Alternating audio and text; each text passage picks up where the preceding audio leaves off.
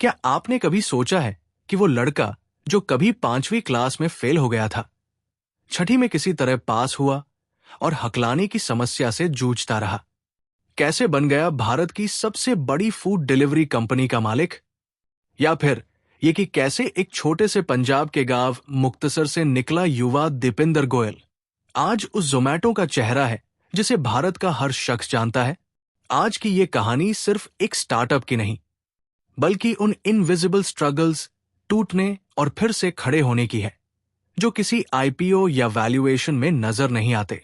आज हम बात करेंगे unseen the untold story of Deepinder Goyal and the making of Zomato की, जिसे लिखा है मेघा विश्वनाथ ने, जो खुद जोमैटो में वाइस प्रेसिडेंट है और पहले एक जर्नलिस्ट थी।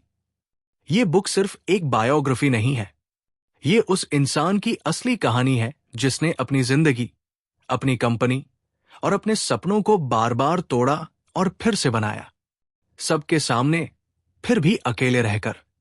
मेघा ने 3 साल तक दीपिंदर को छाया की तरह फॉलो किया, 300 से ज्यादा इंटरव्यूज किए, कॉलेज, दोस्तों, परिवार और टीम मेंबर से, और निकाली वो कहानी जो न मीडिया में आई, न आईपीओ डॉक्यूमेंट्स में। ये बुक उन लोगों के लिए जरूरी है जो सिर्फ सक्सेस नहीं, बल्कि उसके पीछे की असली कीमत जानना चाहते हैं। पार्ट 1, छोटे शहर का लड़का, वो जो कभी कुछ नहीं माना गया। दीपिंदर गोयल का जन्म 1983 में पंजाब के मुक्तसर नाम के एक बेहद छोटे शहर में हुआ।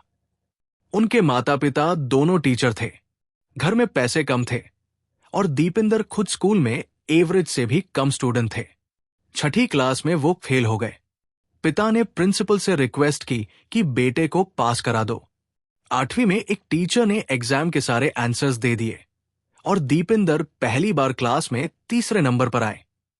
यही वो पल था जिसने उन्हें सोचने पर मजबूर किया, अगर ऊपर आना है तो अब शॉर्टकट्स नहीं चलेंगे। उन्होंने जी क्रैक किया और आईआईटी दिल्ली में एडमिशन ले लिया। लेकिन जिंदगी भर उन्हें एक और स्ट्रगल रहा, हकलाना। आज भी दीपिंदर कहते हैं, मैं अब भी हकलाता हूं। मुझे बात करने में नर्वसनेस होती है। पार्ट 2, फूड ईबे से जोमैटो तक, एक आइडिया जो शुरुआत में कोई नहीं समझा।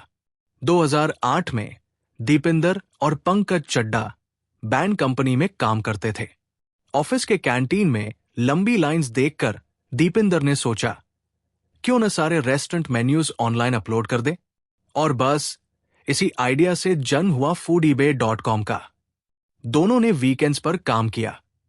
2008 में ही 1400 रेस्टोरेंट्स की डिटेल्स अपलोड कर दी। बिना मार्केटिंग के, सिर्फ वर्ड ऑफ माउथ से यूजर्स बढ़ते गए।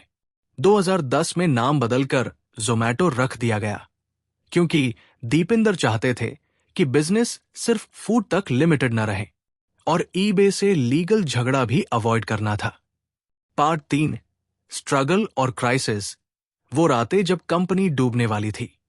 बुक में मेघा ने उस मिडनाइट फोन कॉल का जिक्र किया है, जब कोविड के लॉकडाउन में दीपिंदर को $5 मिलियन बचाने के लिए स्ट्रगल करना पड़ा। कंपनी की बत्तियां बुझने वाली थी। लॉकडाउन में ऑर्डर्स 60 से 70% तक गिर गए।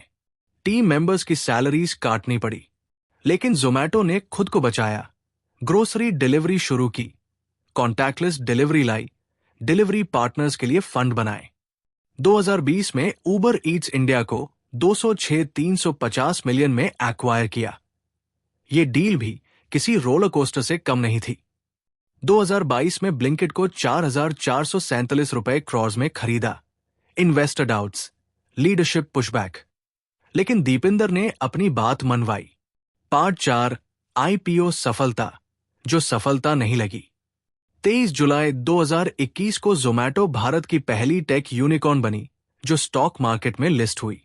आईपीओ की कीमत 76 रुपए थी और ओपनिंग में 50% प्रीमियम मिला।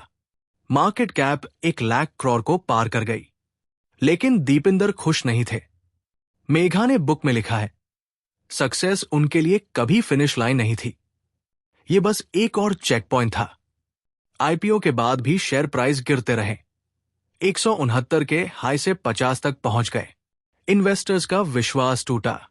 लेकिन दीपिंदर ने कहा, हमने लाखों लोगों को खाना खिलाया है, अब हमें उनकी जिंदगी में मीनिंग भरना है। पार्ट 5, वो इंसान जो दिखता नहीं, अनसीन। ये बुक उस दीपिंदर गोयल को दिखाती है जो पब्लिक में नहीं दिखता, वो फाउंडर जो कॉन्ट्रडिक्शंस में जीता है, रेस्टलेस फिर भी फोकस्ड, रिस्क लेता है फिर भी डिसिप्लिन्ड। बुक में लिखा है कि दीपिंदर के पिता ने स्टार्टअप के आइडिया पर कहा था, जानता है तेरा बाप कौन है? कौन सोचेगा तू बिजनेस कर सकता है?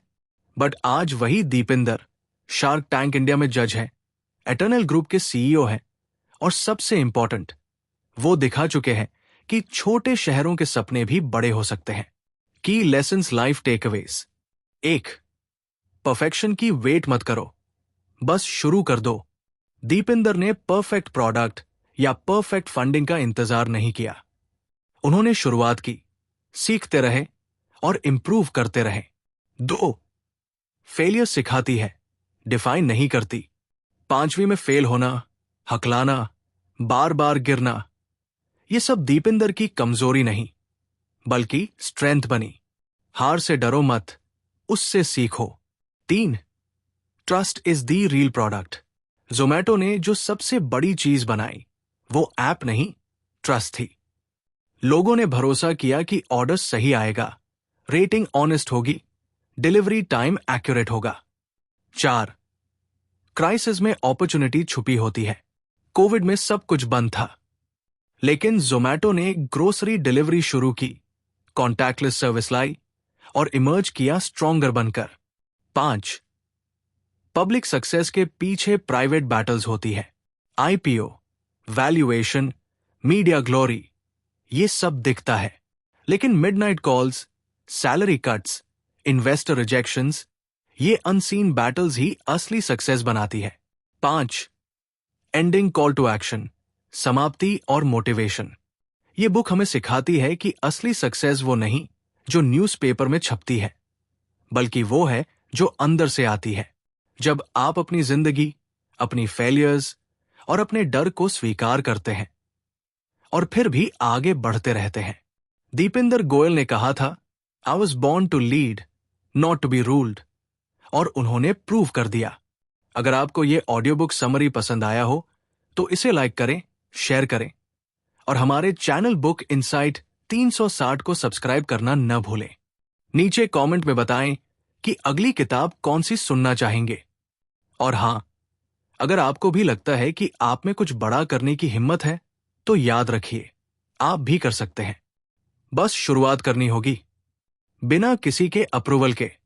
मिलते हैं अगली किताब में, तब तक के लिए पढ़ते रहिए, बढ़ते रहिए।